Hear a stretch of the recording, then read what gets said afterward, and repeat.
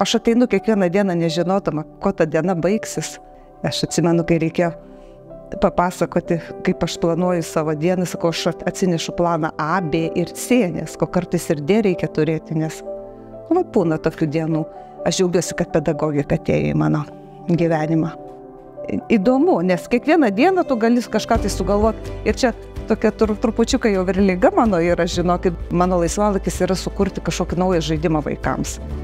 Dėl vaikų, viskas dėl vaikų atsirado. Ir tas mano inovatyvumas atsirado dėl vaikų, kai kažkada seniai, kai atsirado pirmasios tos PowerPoint sukurtos skaidrės ir aš radau, kad yra animaciniai paveikslėliai. Ir kai pamačiau, kaip vaikai pasislėpė po stalu, rodydavo tokį gestą, tas gestas reiškia įdomu. Mūsų mokytoja Sigutė yra tokia džiuginanti, džiaugsminga, padeda visiems, nuostabi, kaip galima pasakyti bendrai. Labai gerai paaiškina, kas tai ir padeda suprasti. Jau praeina koks laikas, jau žiūriu. Susitikimo grupė, kada susitiksim, kada ateisime. Šitas labai džiugina. Jinai pas mus yra mokytoja inovatorė.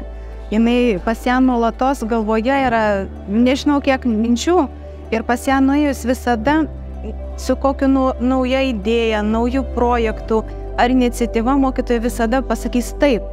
Neria stačia galva ir jai gaunasi viskas puikiai. Ir mokytoja labai myli vaikai. To čia aš galiu kurti, aš čia galiu fantazuoti, aš galiu išbandyti ir paskui aš galiu dalintis.